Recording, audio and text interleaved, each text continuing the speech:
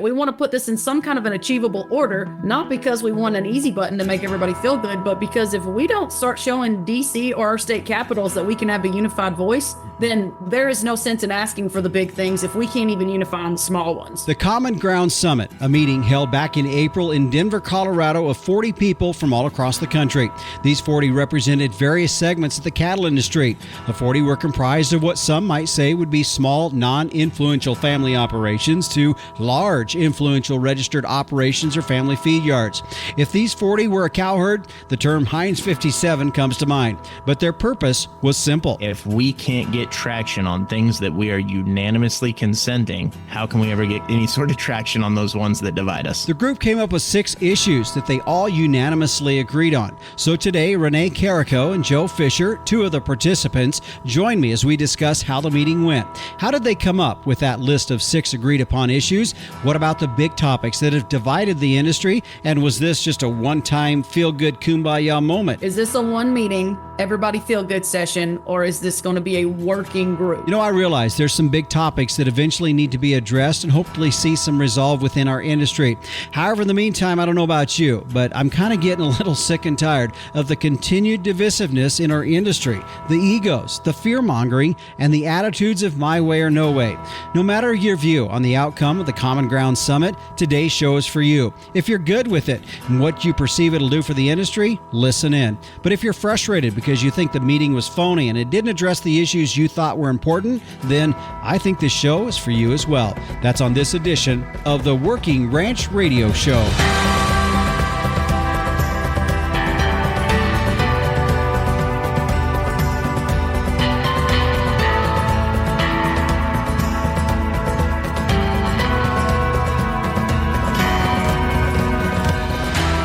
Hi, everyone. Justin Mills, host of the Working Ranch Radio Show. Good to have you joining us on our program here today. And I'm just going to start with this, and that is, if you are part of the cattle industry, the beef industry, or the ranching industry, whatever you want to call it, I encourage you to listen to today's show. We're going to be talking, as you heard there in the opening, with a couple individuals that were part of the 40 individuals in the Common Ground Summit that took place in Denver, Colorado back in April. Now, if you're one of those that might be shaking your head a little bit and saying, well, you're not quite on the same terms with what took place there, you know what? Listen to the show here today. I think you're going to be surprised. And again, like I said, if you're in any way, shape, or form part of the cattle, beef, or ranching industry, this is something you need to listen to. There's so much polarization in our industry, in our society, in our politics, whatever you want to do it, where people get kind of gathered up on 1 or 2 issues, and then they overlook many other things of our industry that we can all agree on. And I think it's important that we start to turn the tide on this. And I encourage you to listen to today's show. I think you're going to be encouraged by what you hear, hopeful by the outcome that we hope to see and continue to see, want to see, I should say, within our industry, within our society as a whole. So that's kind of a preface here. I'll step off my soapbox a little bit, but I encourage you to listen to our program here today. I think you'll find it very encouraging. Coming up on next week's edition of the Working Ranch Radio Show, Rick Machen with the King Ranch Institute for Ranch Management will be in. We've got several things to talk with him about. First of all, they do have some changes coming up to on their master's program for ranch management. He'll tell us the details on that. In addition, later on this summer, they're going to be doing a wildlife enterprise seminar. And while I've got him on the line, and he's a lot closer to this concerned situation that we all need to be aware of in the beef industry than I am in northern Wyoming, is the Mexican screwworm. And so we're going to talk with him about that and how things are looking from that perspective down there. So he will be one of our guests. In addition, meteorologist Don Day will join us for a couple segments as we'll get that extended weather outlook for the summer for folks all across the country, so be sure to tune in next week. The week after that, Dr. Alan Williams with Understanding Ag will be joining us as we'll be talking about some tips for summer grazing, and we're also working on an interview with Don Hanato as well that will be coming up later on the Working Ranch Radio Show. And oh, by the way, if you missed a show, you want to go back and listen to a show, you can find us on any podcast provider, or you can go to our site at workingranchradio.com. Be sure to leave us us a rating or a review. That's always helpful as well. Well, as we turn towards our program here today, joining us on our program is Renee Carrico out of Springfield, Kentucky, and also Joe Fisher with the Bruin Ranch out of North Central California. Guys, thanks for joining us here on the Working Ranch Radio Show. Thanks for having us. It's a pleasure, Justin. Thanks for having us. Well, I'm looking forward to our conversation. I think there's a lot that we're going to uncover here today when we talk about this Common Ground Summit that was held in Denver back on the 21st to the 23rd in April. We're going to talk a little bit about, what was accomplished there, and also just some of the side details that maybe people aren't aware of. Before we get into that, though, and I'll have Renee, if you want to go first and basically explain what segment of the industry were you there representing, and then after Renee, Joe, I'll have you do that. Yeah, absolutely. So thanks so much. This meeting was incredible. I am blessed to be from Kentucky. We pride ourselves in being the largest cow-calf state east of the Mississippi River. Our big joke at the summit was we were glad my Missouri folks were on the other side of the river. But I think it's a small known fact. I think people think cattle on that end of the country. They think Florida and some of those southern far south states, but we have a lot of cattle, a lot of small producers. And so I get to represent the average size herd. So my in-laws, I grew up with cattle and hogs, but then my in-laws, I married into a family with a small cow-calf commercial operation. And then my husband and I run our own stockers, kind of feeder operation as well. So I get to kind of represent both of those pieces of the industry. We don't feed out a lot of cattle in Kentucky, but we send a lot of cattle to get fed out. So we're a pretty integral part and excited to be kind of in a room with a lot of people that maybe do the other pieces. Mm-hmm. Joe, how about you? So my family and I, that'd be my wife and 4 children, had the opportunity to purchase the Bruin Ranch actually this last year after working for a family for 20 years, purebred Angus operation, and represents a funny word, Justin. And so I kind of take these philosophical 30,000 foots and then I'll try to land it in a 2-minute soundbite. But I guess I represent myself, and myself is I call myself a 5th generation, 1st generation rancher. Meaning that for 5 generations, we've been raising cows and calves in California since my family homesteaded here, leaving Missouri. And I think it was 1860 or 1859. There's some debate there. Mm-hmm. But there was a huge amount of generational turnover and big families. And so there wasn't a lot of inheritance to go around. So everyone's operated on leased land with very little inheritance. And you kind of have to start over every single year. And I think living this life as a manager for a family and then being able to purchase the operation has shown a really good contrast of what young people have to deal with in this industry in terms of entering it, in terms of funding it, in terms of balancing a family and all those things, and still trying to have a lifestyle in a very expensive part of the country to live. So representing a group of people, I guess the guys who run on leased ground and are trying to scrape together some profit, that's what I was there for. Yeah. Okay. So describe the process that took place there when you first got there, because what I want to try to get to at the point of our show here today is not only talk about what was agreed on, but what was the process? What took place behind these doors that many people aren't aware of or that aren't understanding what took place? So first of all, describe the process from the day one, starting at day one when you first got there. So I would say I'm going to go back further before day one. I'm going to say the phone call I got. This wasn't just like a solicited email and a survey. I was called and asked to represent by someone that I admire in the industry, an LMA member, a past president of LMA. They asked me to go. I did not feel maybe worthy, maybe adequate to sit in that room, but the right person called and asked to bring perspective. And so that's what I did. So that call came, I guess, about a month and a half out. The big joke was 99 days. In 99 days, we've got you all together. In 99 days, we pulled this off, which if anyone's an event planner, that's incredible. But when we got there, it was kind of an opening dinner. Everyone got to meet each other. But then that first morning, instead of who are you affiliated with, instead of tell us exactly what you farm and how, it was if you had 2 minutes to say what you wanted to say to the most influential people in the cattle industry, what would you tell them? Like, what would your perspective be? What would your top priorities be? And so being on the other end of the U, it was a big U shape. So I was kind of towards the end. A lot of things got covered, but a lot of things were helpful to hear multiple times. People from different parts of the country had the same thoughts. People that raised their cattle very different ways, a different type of kind. It was a very interesting piece. It also gave everyone a chance to give kind of exactly what Joe just did. You know, I told you what kind of cattle we raise. I didn't tell you that I'm I called myself the 5th generation, but we're all part-time farmers. No, everyone's wanted to full-time farm, but not been able to. But we've maintained land in those part-time situations. So I think that's huge and should be celebrated that people are still maintaining that farm ground, whether it's 150 acres or 4,000 acres. So it gave you the confidence maybe to say more than just, I'm in this membership, I work for this group, I farm these cattle. It gave you a chance to say, no, this is what I find pride in. This is what I have passion for, and this is why I'm doing it. And this is what I want you guys to know as we go into these really tough conversations that are kind of about to unfold. Well, and I know, Renee, one of the things you mentioned before we started here today was the fact it was really nice that you could just be there as yourself, as a stockman. Nothing to do with any group that you have paid membership dues, but just the fact you felt relief in the fact that you were just there being part of the cow-calf industry. And that was huge in your mind. Yeah, it's so funny. I kept telling them, I'm so relieved I get to be in a room and I finally get to just be a farmer and talk about what I love doing every day. So it was neat. And it was neat to see that everyone found that opportunity, whether they were the most known people in a sector of the industry or like me and maybe some of the least known, everyone took their hat off when they came in. And I think if it's an either all or nothing situation, it doesn't work unless everybody takes that hat off. And I think that's truly what happened. Mm-hmm.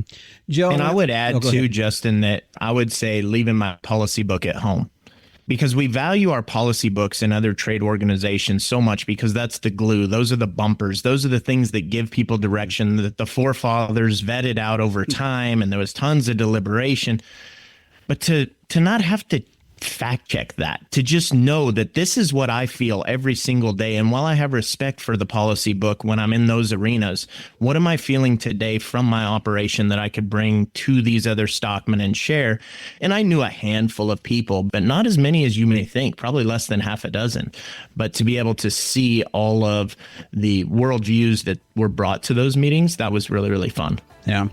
All right, guys, let's take a break here. When we come back, I want to get more into this process because while and I mentioned this earlier, there were 6 things that came out of this, but that's not where we started. And I want you guys to tell us how that all came about when we come back after the end of this next segment.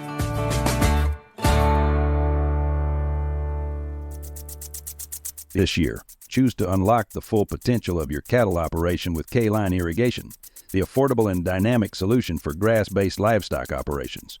Beat drought by planning ahead with the most user-friendly irrigation system. K-Line systems ensure optimal water distribution across all acres and are unencumbered by obstacles such as fence lines or steep terrain. Don't miss out on untapped pasture potential. Choose K-Line to secure the future of your grazing operation. For more information, visit our website at www.k-linena.com. Be sure to fill out a consultation form so our designers can create an estimate for your project. K-Line Irrigation, for greener, more productive pastures anywhere. Welcome back to the Working Ranch Radio Show. As we continue on here today, two guests, Renee Carrico out of Springfield, Kentucky, Joe Fisher out of the Bruin Ranch out of North Central California. As we're talking about just kind of what took place behind the doors of the Common Ground Summit that took place in Denver, Colorado back in April 21st to the 23rd.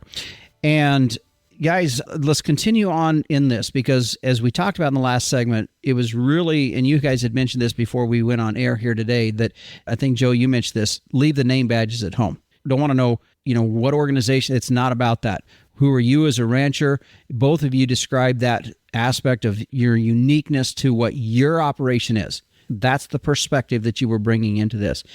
So let's go a little bit further into that. What was the process to start working down to what you guys came out of this summit with? Give me the starting point from how that happened. Yeah, so we got into that room and I think, okay, so we did a survey before we got there. Let me back up. So they sent us a survey and said it was a lot of you would think normal questions, like what do you hope to gain? But the part that I thought was challenging, but in a good way, is for someone who's a talker like me, it had a character count. And so it wasn't like I could just word vomit about all the reasons why young farmers have woes. And me and my husband had such a hard time getting our ground and It was, I had to get it in. And it was like, what's your top thing? Yeah. It was very X like Twitter, the old Twitter. Yeah. There you got to get your characters in. So you did those questions, but another piece that I thought was really important was, what do you find will, and it was worded much better than what I'm going to say, but what are some topics that you think maybe are non-negotiables or will really tear this meeting apart? Kind of what are the things that are going to be tough topics for everyone to agree on? And so that first day, they told us what those came out of that survey and said, if anyone has a thought to add these in, we can, but these are what came through the survey as things that we assume will derail this meeting. And we probably won't have unanimous outcomes. The goal was unanimous outcomes, which I don't know if I've ever, all the organizations you want to hang your hat on being in, I've never been in a room where unanimous is the end goal because it just doesn't seem attainable. And that was the goal of this. And so they kind of put a few things out there that said, think about it as you go on your breakouts, but these are our top 4 areas we're going to force you into a room and talk about. And so we took some of really the controversial ones off the table so we could find something to have some success with. Then when we broke into those groups, they had already pre-broken us out, which I at first was a little bit concerned about, but then I thought, I actually complimented the LMA staff immediately after. There were 2 people from the South in my group. There were 2 people from the Northern Plains. There were 2 people from far West Coast. They split us up geographically, but they also split us up to where we had 2 seed stock guys, not 5. We had, 2 cow-calf operators that are primarily cow-calf, but also some guys that finish all the way out. It wasn't overwhelmed by the fat cattle guys. It wasn't overwhelmed by any one piece. I just went in thinking that was naturally going to happen because the bulk of the cattle are in some of those other states and that might overtake. They split us up so well that it really, the right people and the right breakdown really forced us to have good conversations and quite frankly, learn. Even the oldest producers in the room were like, tell me why, what's going on? Why is this such a challenge for you? Because it's not for us and we don't get it. And so it was more of a learning experience than what felt like kind of put your gloves on and fight it out for your own state. It turned into a learning breakout group. And we did that for each of those 4 topics and kind of regrouped. And then I feel like I've been talking a minute. I'll pass it to Joe and you can kind of add your thoughts on that as well. Renee brought up something really, really good about the splitting up the groups, and I hadn't thought about it. Of course, she ended up being a group lead, and I was a group lead as well. And there were 2 other group leads, which is bizarre because the only information that we had was our introductory comments, and I didn't know anybody in my breakout group, not a single soul. And sat down, they said, well, Joe's going to be our lead, and Cindy's going to be our scribe, and that was it, and we were done. But how it was broke up and how unique it was. But also, there were some big personalities in those rooms. Yeah, I mean, big personalities, like assertive, like convicted, like strong. You think typically type A type people that actually, now that I'm talking through this interview with you, I think taking those kind of inflammatory things off the table, meeked all those people down and dialed everyone back so that we knew that the premise was unanimous consent. That was the premise. We weren't there to argue. If you wanted to argue, you could have been at a different place. That was fine. But what are the things that we threw out? And there were things that I thought were huge issues to me that I brought up to my group. And they would say, well, we don't really deal with that in Nebraska, Joe. Here's a good example of one. And I think it's a chicken or the egg, actually, but some of your listeners can think about this. I brought up, in California, I have plenty of access to capital. I need land. And then I had a producer tell me, well, that's not a problem. If you can get me money, I can get you land. And so obviously there wouldn't have been unanimous consent on either one of those because those were kind of antagonistic things. And maybe not antagonistic, but there were some areas I want to be careful in saying that we were too prepped to say, do not touch this. If somebody would have brought it up, it would have been fine. But I think everyone knew the chore that was to be worked on, and that was to find the things that we kept saying, low-hanging fruit, the things we can agree on. One of the comments I even heard online is that we came up with rain is a good thing. Well, why can't we just agree that rain's a good thing? Why can't we just agree that we all did good and we're going to go ahead and go after these? And then after we get that list done, then we'll come up with the next list of things. I mean, I think that's where in general politics, and I didn't think about this as a political meeting until the hindsight and thinking about it now. Why can't we just find the things and get that ball rolling? I think a lot of their special interest has really 1 or 2 issues, and that's all they have. The livestock industry is so dynamic, so diverse, on display in our little breakout groups because of the diversity of the people. So let's find what we agree on, and then let's chip away at that first. And I would say that we maybe dive down this road just a little bit, because you talked about the comments that you see post-meeting from different folks. And the topics that we came down to, I mean, I looked at them, I'm like, we definitely probably in about 2 or 3 seconds can list about 3 or 4 things that were not on that list that people think are pretty important to them in our industry right now. Are we going to get to these other topics at some point that maybe did not make that list? And Renee or Joe, both of you can answer this one, because some are saying, okay, that's all good. This kumbaya moment's all fine. But at the same time, there's some other topics we're going to need to figure out at some point. I'll go first on that because I feel incredibly strongly about this. I got the call to even be involved. And the first thing I asked was, am I there as a producer for who I work for? And they said a producer. And the second thing I asked was, is this a one meeting, everybody feel good session, or is this going to be a working group? And they said the intent is a working group, but it's going to come from what happens. And I said, I don't do one meeting fixes because they're not realistic and they just don't happen. And so if the thought is, to me, that's naive. And if I'm going in with that expectation, one, that you can tell me what to do and I'm just going to be able to turn it on right after, or B, that it would even work. So I not only said that on that first call, I also put it on the survey. After talking to people, I was absolutely not alone. And in fact, a couple people asked for contact lists for their group, the groups we worked with throughout those 2 days, because as we progress in a month or so, we're going to have a check-in again. And if that is something where myself or Joe as group leaders, whether we ask for that role or not, if it's something where we need to pull our group back together and say, hey, upon some kickback from people, this is what we're getting questions on.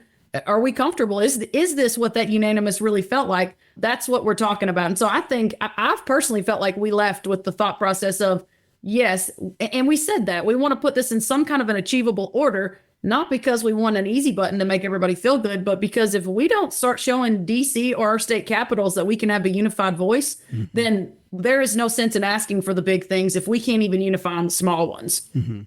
Both of you have referenced the fact of reading comments post that particular meeting and being a little bit disappointed in some of the comments that you hear. I guess of the 6 things that you did come down to, did you get any comment from people about their disappointment in those 6 things as much? I'm sure you probably heard comments of disappointment in what didn't make the list, I'm guessing, right?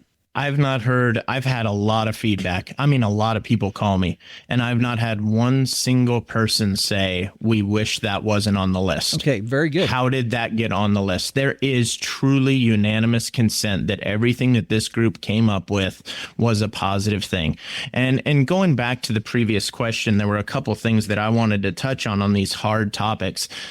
I think we just need to repair some trust too. Trust amongst members, trust amongst trade organizations, trust amongst producers. We're all in this together, and I don't think we're that far apart, to be honest with you, on a lot of these issues. And when you actually get producers in a room, you find out how close we are.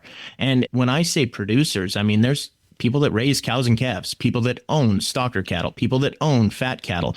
It's not people representing producers, although a lot of the early publications that came out, the pictures were not of Renee or of me or of a lot of the 39 that were there that were just kind of named people that are faceless out in the industry doing their thing. Again, we aren't that far apart. And I think if we take these ones that there is unanimous consent as an industry on, and get some momentum and get some wins, then when we go with that sort of mutual respect for each other and we go and address these hard topics, then we have a little bit more of a willing disposition, if that makes sense. Yeah.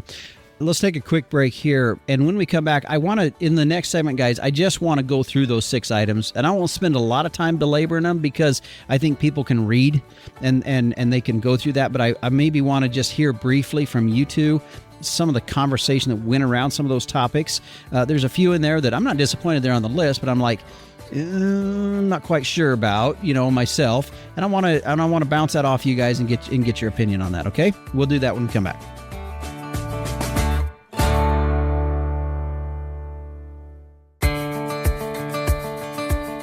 Welcome back. Let's jump now, guys, into looking at the 6 topics that did get narrowed down. First thing would be ag-friendly tax policy. And what was the discussion with that? Joe or Renee, whichever one of you wants to go to this one.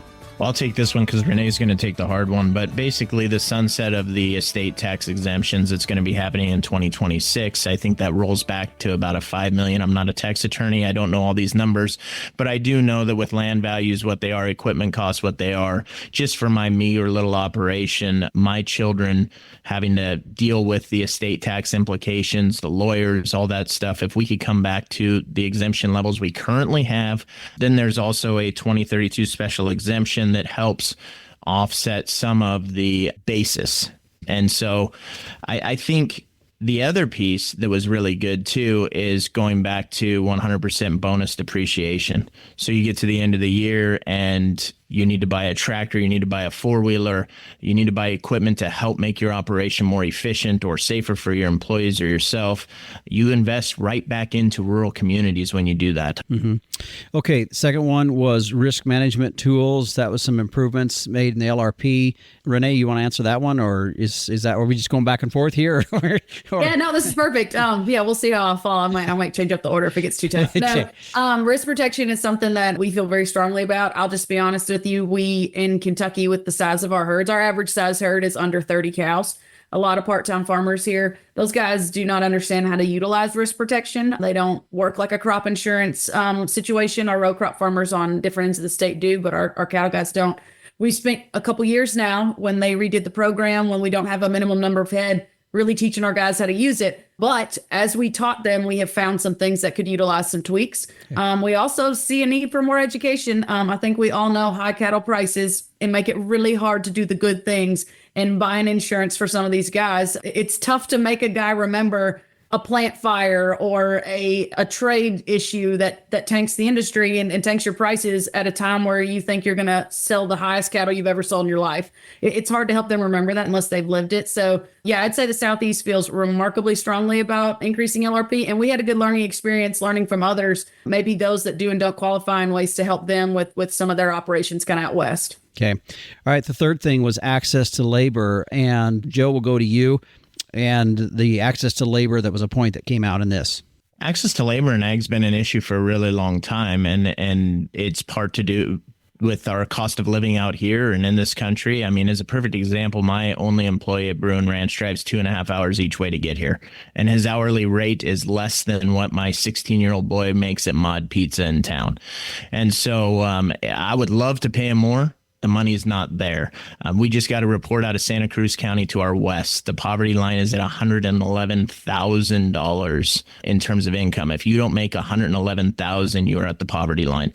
So when we start talking about numbers like that, it's unsustainable for a beef operation, sheep operation, any livestock operation. So if we can fix some of these programs, which have needed to be fixed for a long time, access to reliable and predictable labor, and then removing the seasonality component, because for your listeners that don't understand that, we do have to send those workers back, and then you don't know if you get the same ones. Sometimes you have to train tasks, double train tasks. There's laws and restrictions about advertising in your local newspaper, and some people have to take on every single employee that applies. I haven't gone through the process myself.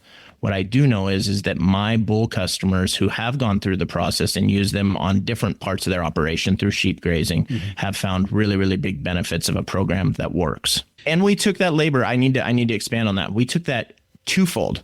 We broke it into a domestic labor supply and then also H2A workers and H2B workers, because we thought it was important to invest in our domestic workers as well, whether it's trade programs or trade schools, whether it's ag youth programs, whether it's internships.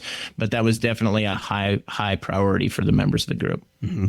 All right. The fourth thing that was flexibility for livestock haulers. And I know, Renee, that's something, especially when you talk about areas of the country where there's not a lot of feed there for feedlot type situation, that transportation becomes a big deal, doesn't it? Yeah, it's funny when we brought this up. This is actually a really good example. This was not one of the first four that they came out of the summary with from the survey. And when people got there in person and they listed some of the things that were on there, a couple of guys in the room said, no, we've got to talk transportation, because I do think a consensus can be had. So that's the first thing I want to say. I thought that was incredibly important.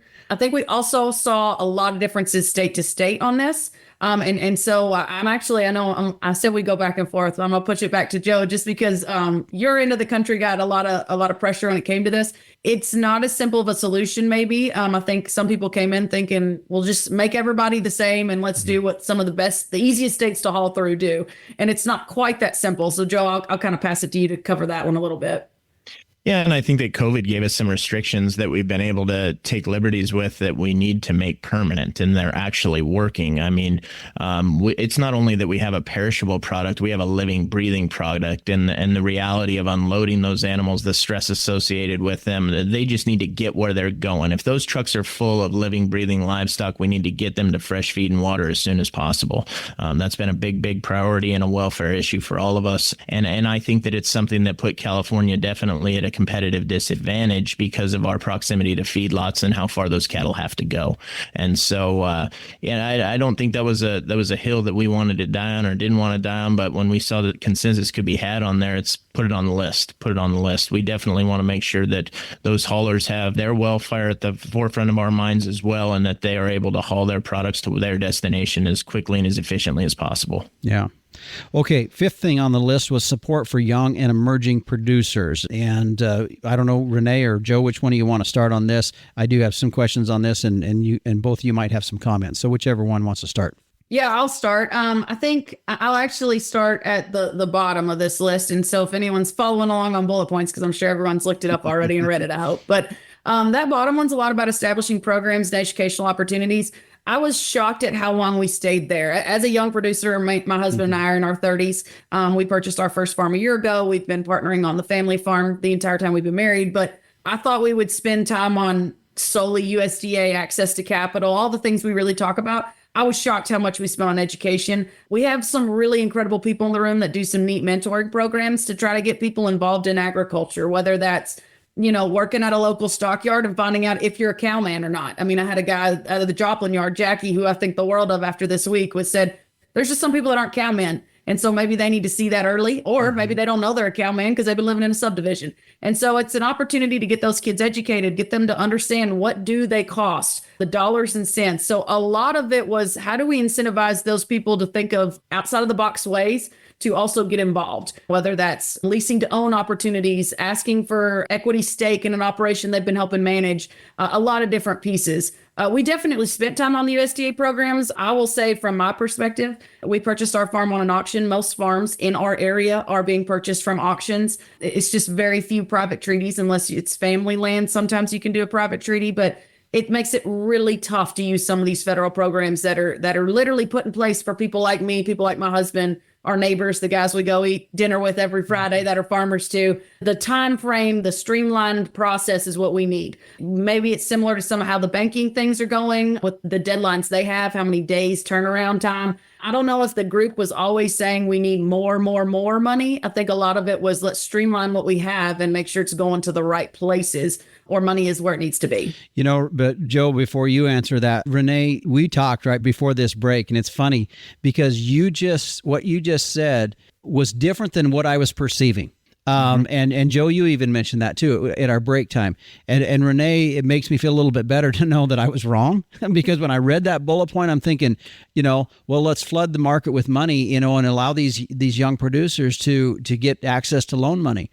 And with you talking to me, it sounds to me like there was a lot of effort spent on, we need to educate. We need to, help them, mentor them, guide them, and spend some time with that process. So that makes me feel a little bit better about that point, because honestly, that was one of the points that I was a little sticky on coming out of this. Joe, I'll let you talk a little bit more about that bullet point as well. Yeah, I definitely wanted to touch on the fact that we identified a real key threat, which was land base. I'm not breaking any news here, but we're trying to do more with less land all the time. And so if you look at a threat and you look at it as how do we attack this threat, or what's an opportunity to slow down the threat, it's having people that want to ranch, having the ability to buy this land or be able to compete with people who have income from somewhere else.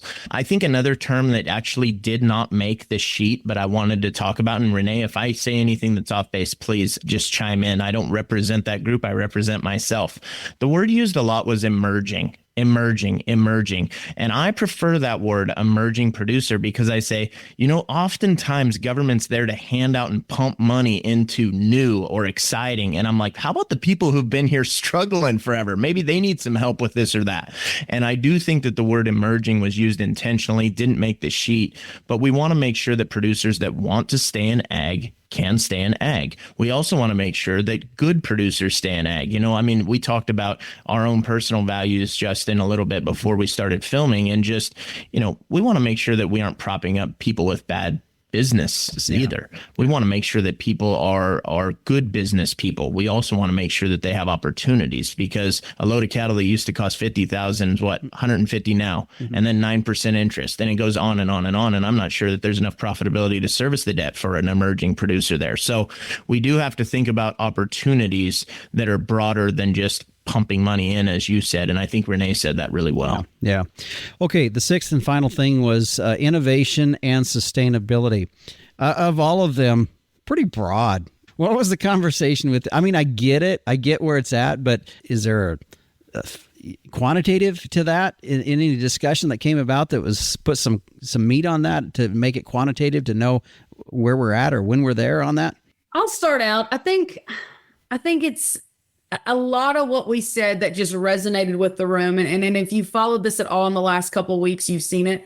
Food security is national security. And I think that's really where this innovation, sustainability really just honed in a time where we are watching neighbors across the pond struggle with, they can't sustain their own food system. And some of them may be regulating themselves out. We are trying to get on the front end of this and say, listen, we're doing this right. Let's keep doing it right. Let's make sure we understand the need. And if we can come as a unified voice to maintain that we're doing it right, don't fight each other, and kind of say there is a sustainable, safe, effective way to keep this food security in this country. And to me, that was really the base of that. Yeah, it does feel like the broadest one. I'd agree. And it's comical because the word sustainability was the most taboo word for a while there. And we finally have wrapped our arms around it. And now we feel like it's a broad word, which is kind of funny to me to watch the lingo change over the years. But I truly do think that we would be remiss if we didn't have people from every sector of the industry and not still make sure we explain the fact that we're doing this in a sustainable, safe, efficient way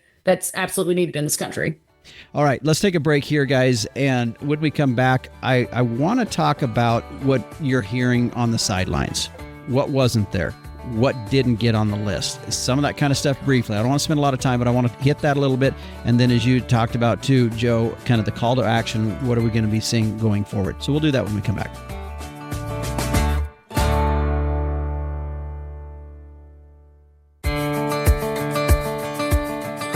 All right, guys, as we wrap up our conversation here today, just recapping a little bit of what took place at the Common Ground Summit that was in Denver with 40 producers that have some aspect of the cattle industry. As we'd said before, name badges as far as any entities, anything that was left at home. That was not the point of this. And I think more than likely coming out of it, there's always discussion about, okay, what wasn't on the list, or who wasn't there, what wasn't there. I think there were some industries, I'm not surprised, frankly, to say that there was nobody really from the big four there. I'm not surprised by that. Some of the topics, and I want to talk about, I brought this up earlier and you said it happened more towards the end of your guys' discussion or meeting there that you had. And that was when a topic would come up and everybody, if there wasn't a consensus of 40 people all saying yes on this, then it didn't make this list. Explain that whole deal, because there were a lot of items, I'm guessing, that did not make this list if we narrowed it down to 6, correct? Sure. I would say I'll give an example that kind of hit home for me in my side of the country. When we were talking on livestock risk protection, so for LRP, we wanted to figure out how to way to make this more attractive, specifically for us, for cow-calf producers. And from a very selfish, and that's why I was there. I was there from a cow-calf, guys. That's what I am. We think everybody else has other tools. There are other options for them to use, especially guys that are doing, full loads and retaining ownership all the way through. Some of them own said place where they're feeding them out. So to me, little cow-calf man, we need the incentives. That got put on the board and it was an awkward silence. And a couple of the feeder guys were like, hey, listen, we have not segmented to one piece of this industry this whole meeting. So let's find where we at. And so we did. We restated it and said, let's figure out ways to incentivize this and make this more attractive for cattle producers. And we made it broad again. And I thought that was a very good example of, sure, my part of the industry, I hear our bark when we've had tough years, it's finally our time for the cow-calf guy. But that doesn't mean that it's fair to do some federal legislation that doesn't help some others as well. Everybody gets their piece in the cattle cycle. And so I thought that was a pretty good example of, there were an easy 3 heads that were kind of shaking their head no, even if all the Southeast was all in favor of that. So it was a good example of maybe one word tweak. But our moderator, Turk Stovall, did a great job of, we aren't moving. We're not moving until I see all nods. If I see one no, we're going to keep talking. And so that was an example to me of a tweak that made it on the list, that it's just a word change, but it changes the whole tone of a statement if you make sure and don't segment out one group. Mm-hmm. And I would probably add too in that process, Renee, that, if there was one head in disagreement, it wasn't to move that person off of their position. It was to hear their position, to make sure that everything was factually correct as everyone had understood it. And if you were still on that position, we just sidelined it. We're done. We weren't going to talk about it. We weren't going to try to move that person. Let's move on to the next topic. I thought it was really interesting, and I'll get the calls now, and it's fine. Call me. You could find my phone number online. But the things that we could have put on that list with unanimous consent, we could have put together 3 pages, I'll bet you, of things. But Turk kept saying, we've got to distill this down. We've got to distill this down so that it's simple, so that it's something people could grab a hold of, so that we could show it to a person who's making a law and not confuse them with an overload of all the things we could do to fix this industry, quote unquote, or to make it more robust. And so I liked the process and how we did it. It was a prioritization. It was distill it down, and it was condense it and make it easy for someone who knows very little about what we do to grab a hold of. Mm-hmm. And I will say something we haven't said yet that I think we'd be remiss if we didn't. There was a resource table in the back. And I think this was one of the neatest things. As someone who gets to be in a room sometimes as a staffer for an organization, sometimes we interject before we really need to. I tell you what, I learned a lot about how to better be in a meeting. They were not to speak, whether they were a lobbyist, whether they were the king of LRP in the Northern Plains, where they were the greatest lender on the planet. They were all in the back of the room, and they were not to speak unless a producer asked them a question. In fact, we had one that raised their hand and said, hey, I have a statement and I need to clarify. And it was just, no, a producer has not asked you a question. You are a resource table, not a speaker. Interesting. And I don't say that to say anyone was pushing. I think every one of those people was there with the same heart and passion that they intended. But I tell you what, you talk about really empower a group of people, really empower producers to say, okay, no, this is just us. It just was so much more meaningful. And I think the learning was so much deeper because we had that resource table, but we got to request what they offered back. All right, just some quick clarification. They weren't allowed to talk, but were there staffers of organizations in the room? There were. Okay. Mm-hmm. All right. So now, what do you say to the people that say, well, there were some topics that didn't make this list that are big topics of controversy in our industry? And we'll name a few. Animal ID, country of origin labeling, checkoff reform did not make the list. So therefore, those didn't make the list. I don't buy into this. I'm excited. I am fired up and hopeful that I get to be sitting at that table to discuss those topics in the future. I think it can be really, really fun. I think it could be really, really good for this industry. I do think that if we can't get traction on things that we are unanimously consenting, how can we ever get any sort of traction on those ones that divide us? But I think this is a great first step. And then, I suggested at the end, they'd asked us how to make these meetings better and stuff. And I suggested to have more of them in the future. I think everyone there overwhelmingly supported having more of these meetings, rotate some of the faces in, some of the faces out, figure out some way to get more people, more diverse people to exert their opinions in these meetings. And I think that any angst is probably just from not knowing what was going on. I've been that guy on the other side of the table that goes, oh, this group's meeting, and not know. But then I find out and I'm like, yep, well, I was there. It just wasn't me in name. It was someone else from a different part of the country, and that opinion was reflected. So these harder topics need talked about. And I'm excited for that opportunity in the future. Renee?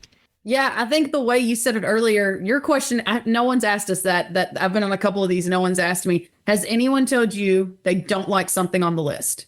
And the answer is no. And so if we have this much that we all agree on that we haven't gotten done, Why are we wasting our time on pieces that, yes, are impacting the industry? And yes, we all have opinions on. But you talk about move a bar of these unanimous things that we're all in agreement on.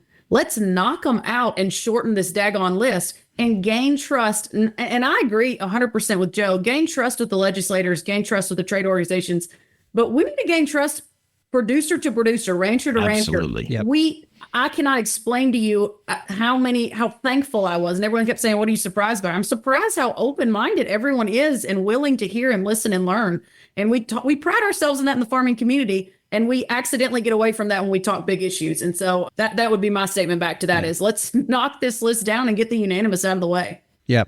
All right. Just some short time here, and I want to give you guys both kind of a closing comment. I know, Joe, you'd talked about a call to action, but if you can include that kind of in your final discussion here, either one of you, whichever wants to go first, just a final closing comment. I'll go first, and I'll let Joe do that final call to action.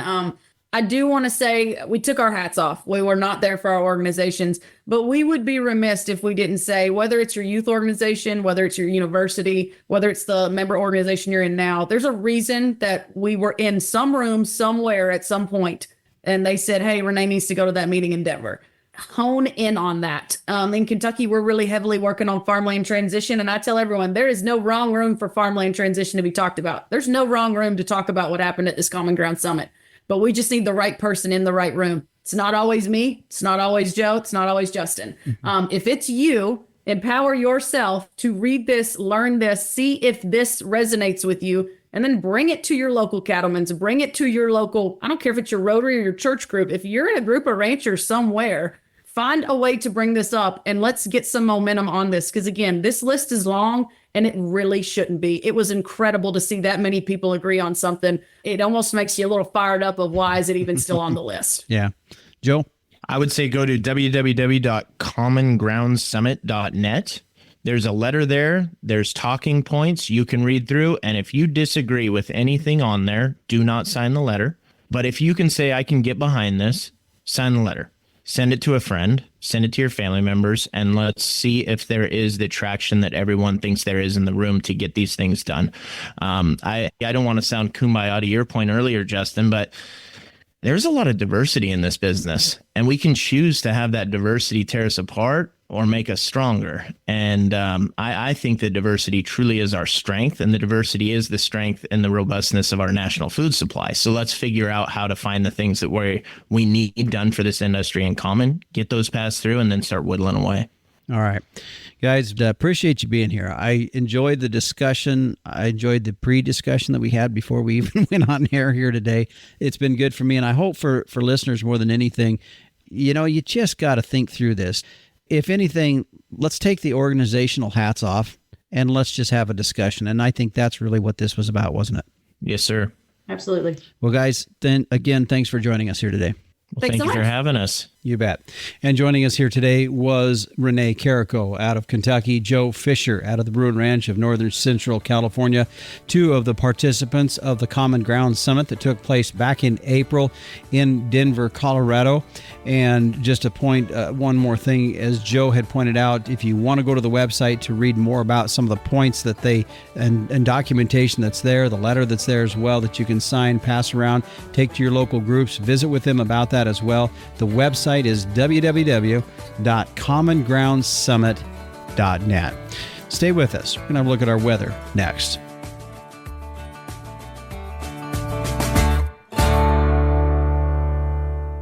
Fascinated by our wild weather? Now you can learn, appreciate, and understand the weather in your own backyard with the new Tropo Rain Gauge. Having achieved the highest rating of any product reviewed by the weatherstationexperts.com, the Tropo boasts rugged durability, impeccable accuracy, and precision to the 100th of an inch. Visit measurerain.com to order a Tropo today and use code RAINDAY. That's RAINDAY for free shipping and 10% off. Go to measurerain.com. And joining us now with a look at our long-term weather is meteorologist Don Day. Don, when we look at this past week that we've said as we finished up and looking ahead into the month of June, definitely some good wet weather that many portions of the country has seen, hotter weather in the west, and it kind of looks like as we head into June, kind of much of the same. Yeah, we're going to wrap up May a little on the cool side for a lot of the nation, especially east of the Rockies. With that coolness, will be wet. We're going to see some decent rains again in areas that need it. You mentioned areas that got some. They'll get some more. South Dakota, Nebraska, Colorado, parts of Wyoming, Kansas, Oklahoma, and Texas all have some good chances of moisture, even into eastern areas of New Mexico. And then across the south central United States, where it's been plenty wet, they'll get more wet. But this is not unusual. As you get into late May, early June, it does tend to have a hot, dry period in the southwestern United States. Basically, what you're waiting for in the Four Corners region, the southwestern United States, is the start of the summer monsoon thunderstorm season. And we'll probably see that get going in early June. But here for another week to 10 days, the southwestern United States will continue to be hot. After what we have seen so far, did any areas kind of get healed up on this? I know probably, I don't know if southeastern Wyoming did, but maybe parts of Nebraska did. Any areas still of some concern? Yeah, well, certainly the parts of the northern high plains that were really dry, parts of northeastern Wyoming, a good part of South Dakota, a good part of Nebraska, and did very well in the last week. And even into next week, have really good chances for more moisture. We would like to see more precipitation. They could really use a shot in southeastern Wyoming and some eastern plains of Colorado, and some's coming. But if we look at what's fallen over the last 6 weeks, some of the hardest hit areas of the drought in the western high plains, at least the northern half of that, has really seen a big, big improvement. And if we rewind and go back to summer, fall of 2024, when the dryness started in those areas, things have healed up and will continue to do so. But like every drought, Justin, you can't eat the elephant one bite. You got to eat that elephant one bite at a time, and that's what we're going to be doing. Mm-hmm. You had talked about before we went on air that as we look central part of the U.S. and further east is definitely going to see cool, wetter weather pattern these coming months or these coming week or so. Boy, Texas and Oklahoma country, still, are they going to continue to see some of that severe weather that's been and into the southeast part of the country? Is that still going to be kind of on the docket for this upcoming week and 10 days out as well? Yeah, it's been a bad tornado season, a very active one, certainly more active than a year ago. We're still in that time of year, usually late May into early June. That is a real high risk time, and that's exactly what we're going to see. Now, is it going to be as widespread as what maybe occurred in places like Kentucky and other parts of the south central United States? It may not be as widespread, but we're going to have to get a little bit deeper into June before I think things settle down a little bit. But the South and the south central U.S. still is going to have to deal with severe weather at times. Okay. All right. Well, next week, as you and I were talking before we went on air here today, have you on for a little bit more of an extended weather outlook for the summer. Are you good to do that next week? Yes, sir. All right. Well, we'll look forward to talking to you next week on that. And thanks for being here today. Thanks for having me. You bet. And if you want to follow along each and every morning with meteorologist Don Day through his daily video podcast, you can go to his website at dayweather.com, and there's a link to his YouTube channel.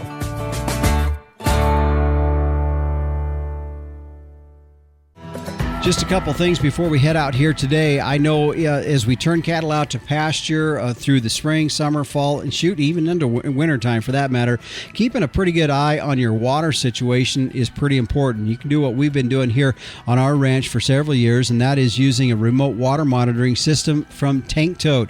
Whether it's solar, satellite, or cell, you can keep an eye on your water supply with a daily text message. One of the things we're going to be installing this summer is a tank well controller that works with our tank monitor, our cistern tank monitor as well. If you'd like to find out more information about Tank Toad, you can give them a call at 801-252-6135 or go online at tanktoad.com. Hey, the next issue of Working Ranch magazine is in production. In fact, it's probably about ready to get mailed out and find it in your local mailbox for those of you that have a subscription. If you don't, you can go to workingranchmag.com and start your subscription today.